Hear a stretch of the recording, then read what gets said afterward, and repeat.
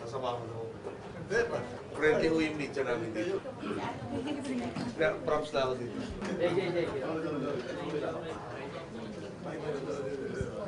Sir, the first question for Anna. Sir, what was the consensus during the first LEDAC meeting? Consensus, sir.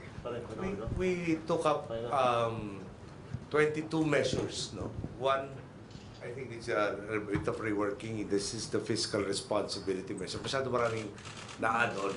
So na-dilute yung main focus doon. Then there are others that we agreed to form technical working groups to harmonize better the objectives of both the executive and the legislative. That will deal with, in the bill pertaining to establishing the sea lanes, being an archipelagic country. What else was there? GOCC. And the GOCC. GOCC compensation also, no, to harmonize. But the rest, there was near unanimity in points of view as to the necessity of and the actual details of the particular pet measures that we are asking the legislature to empower the executive. Sir, out of the 23 priority bills, what is Malacanang wants Congress to pass, hopefully this year, if not at the end of the first session? The first that will come to mind will have to deal with how to deal with the forthcoming ARM elections. No? So I think the consensus later, but we are still going to talk to the representatives from the ARM, precisely to also elicit their views and to make sure that there is more unity in what we hope to achieve. The ultimate goal of tackling the upcoming ARM elections has to deal with our desire to have synchronized elections by 2013. We feel that it's not being synchronized is as propounded by one of our deputy speakers, was to start in harmony with the Constitution. Holding it a year after either the midterm or the presidential elections. And also the concept of having the potential to a distortion in the system that lends itself easily to the phenomenon of command votes and the distortion of the mandate. So there was a broad consensus as to the necessity of dealing with it and correcting the situation. There was an agreement to discuss the concerns of the affected congressmen. As for the Congress leaders, what can you commit to pass among the 23 priority bills presented by the Palace? What can you commit to pass, if not if not before the end of the first session this year? Yes, let me speak on behalf of the House. No? In the first place, our delegation here, aside from the mandated majority leader and minority leader, composes the leaders of virtually all of the coalition partners in the House. And so therefore, we are speaking with one mind here. And at least 10 of the bills presented by the President are already in various advanced stages of passage. And perhaps with one or two exceptions, which are still desirable but highly complicated, I can say that most of the bills that have been discussed today, and let me just say, this has been a 5-hour meeting, so there's a lot of discussion, and I myself was amazed at the amount of detail that came out. Most of them, as I said, with the one or two which requires, which cannot be fast-tracked at this point, most of them are likely to pass within the year or early next year. Sir, may you identify the 10? Senate President. Yes. Well, I must say that this is the longest and most fruitful LEDAC meeting that I've ever attended in my whole service in the legislative department of the government. We tackled various bills about the economy, about security, about governance, about the uses of our natural resources, and so many others. And knowing that the management of the country is done by Malacanang, by the President, we have to support the President. And we will see to it that the legislative program that was presented to us, which was quite broad, it covers a lot of issues and a lot of problems, will be tackled by the Senate. The sooner the better. And we are doing this not to pander with Malacanang, but as a matter of duty to the people of this country. Can I just add that we'd like to thank, of course, the leadership of both chambers, the members present today, and also to highlight the minority, which were very constructive in the positions that they were raising, as opposed to parang what normally people would expect, that they'll be dilatory. We had tremendous output because there really was a focus on how to improve our society and what's happening in our country and the governance that's existing. Sir, Speaker Belmonte, ano yung measure that you're saying na parang desirable but it may complications yata? No, hindi naman complications. It's a little long, and one of them is the one deferred by everybody. Yes, so. Bakit na dinifer? Because you need longer discussions on that measure. Yes, yes. So you might tackle it in the next letter. We're very enthusiastic about it, but it is a little rather complicated now. Too many issues put into one draft bill. So you might take it up in the next LEDAC meeting. Yes, actually, the meeting took such a long time that that a certain issue, which is the medium-term development plan, had to be deferred until the next meeting. And of course, both the senators and the congressmen also had a couple of bills that they would have wanted to be discussed. And this also, the president said, can be tackled in the next meeting. Actually, many of the bills that we discussed are already pending in the Senate. PIRA, antitrust, land use, the question of whether to increase the number of years for basic education, and then housing problems and so forth and so on. We suggested to the President that we should postpone the discussion of the medium-term Philippine Development Program, because that is a very basic document for our national program, and it requires a lot of discussion. We must give it a fair hearing, but given the time that we have and the shortness of time that we have to attend to other duties, we requested for a postponement. There were other bills that were brought on the table, and one of them is the problem of climate change. We have to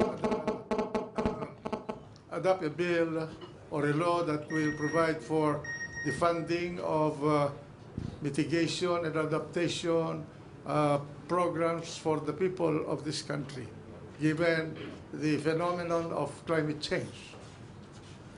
Sir, can we say that at least a number of the measures that were presented would be, approved by the end of the year?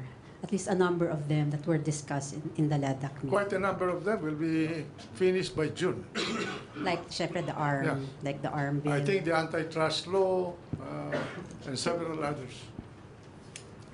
Right. The GOCC law. Yes. And the same goes with the House. As I mentioned, at least half, if not more, of the measures proposed by the President are in fact in advanced stages of discussion, or have actually passed through the committee system in the House. So we're very.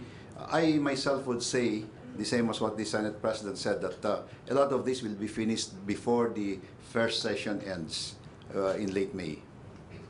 I would like to add that one thing I observed in this LEDAC meeting, all the people gathered there were one in trying to help push all the bills presented by Malacanang in order to attain the kind of progress that this country deserves.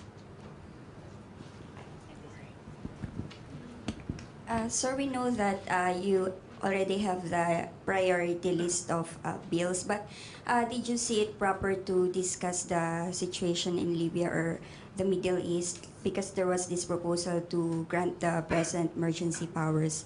Do you see the need for that at this time? And can we have some measures to address yung possible increase in prices of oil and other issues, sir, like the evacuation of Ws? We didn't discuss the Libya situation. Yung emergency powers, there are, for instance, what would you need? Would there be a need at this time to ask Congress for a supplemental budget to address their plight? I made to understand that there is substantial funds with OWA that can be utilized for this purpose. I think the Secretary of Energy has been briefing constantly on our mitigation or attempts to mitigate the price increases. As you know, the price of oil is now $110 per barrel. Until that situation in Libya stabilizes, there is still that pressure for those who are speculating to drive the price up. But there are several measures. Can I ask the Secretary of Energy to come up with the details? Okay, if we can present it after this session. So there's no need, sir, to talk about emergency powers? The acting Secretary of Foreign Affairs is actually in the area, together with Undersecretary Correjos. There is set up already a command post. Hindi ko ma-pronounce yun. Yung name ng place. But there's a ship that we will be utilizing that will transport about 2,000 plus of our countrymen to Malta. So parang we're moving substantial numbers already. So far, I think the most dangerous prone area based on, there's a time gap. Medyo matagal rin yung pagbalik ng mga reports from acting Secretary de Rosario. It's basically in Tripoli that there has been some problems, but they've heard gunfire, but they're still confirming the amount of violence that has already been happening. Maybe just say that in countries richer than us, having more resources, particularly intelligence resources, we're not able to predict the situation. Towards that end, currently we will be putting in perhaps specialists who will help us gather the necessary information so that we will have timely information in a more beneficial manner, especially for fast developing situations that transpired, for instance, in Egypt and also in Libya. Sir? For the Senate, no. I would like to say here that whether we grant the President emergency powers or not, if he acts in order to protect our citizens abroad and to serve the interest of this country, the Senate will support him. Sir, the United Nations has already imposed sanctions on Libya, and apparently there are growing calls in the diplomatic community for Gaddafi to step down. Are we going to join that call, sir? Are we making that same call? I may have the same opinion on a personal basis, but I guess my first priority has to be to deal with the 26,000 estimated Filipinos who are already there. All of my actions will be guided as to not increasing risks that they will be they're facing or they're being forced to face them. No? So that has to be very clear. All instruments of this government will be attuned to making sure that the 26,000 are as safe as possible. Hopefully it will not deteriorate further. No? Lebanon, when it had its crisis, had a max, they roughly have the same number, about 30,000 in Lebanon at the time. There only 6,000 opted to be moved out. There is a potential here of having to move out all 26,000, and that is no easy matter, regardless of whatever country you are. Especially in a zone that already has demonstrated and exhibited violence. Good afternoon, Mr. President. Sir, yung priority legislation natin on NFA reforms, is the aim eventually to increase private sector imports versus reducing government imports? And sir, have we decided on our import volume for this year on rice? Yung sa import volume, Secretary Alcala says that so far, their estimates as to our harvest are very, very good. And I did caution him, sabi ko, there was a man perhaps wiser than me who was in charge of agriculture at one point who gave up on agriculture. He said, no matter how good you are, no matter how honest you are, no matter how you prepared, you're still subject to the vagaries of weather. It might be good right now. So, Secretary Alcala estimates that we will need to import about 300,000 metric tons currently.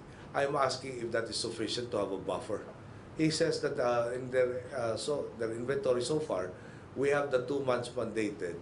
And in certain instances, because of over-importation, there are some warehouses or areas that have 80% supply on hand.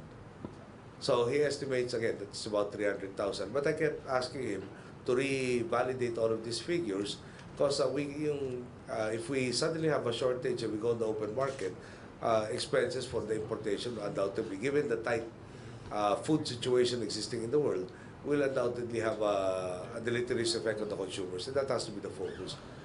Make sure that they don't suffer from the vagaries of the marketplace. Sir, yung 300,000, that's yung full year imports na po natin yun, sir. And how soon can we... I asked him how much we have to import. He gave me the number of 300,000. But I did ask him to revalidate.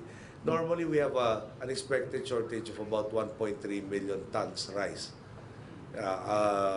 This is the amount needed to be consumed versus our production gives you the figure of 1.3 million tons.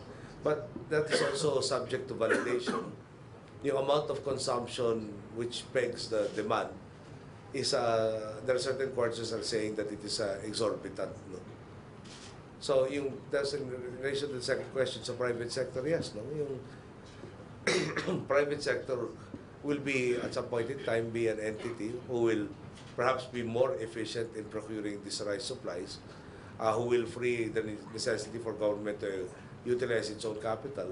But you would also want to prevent the strengthening of the perceived cartel, wherein they will be able to determine arbitrarily the prices.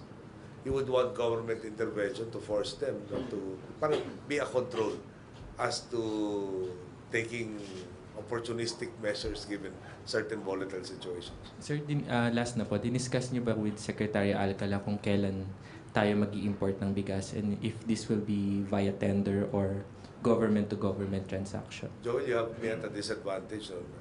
He didn't give me a formal written report with all of the details. I will ask him on your behalf.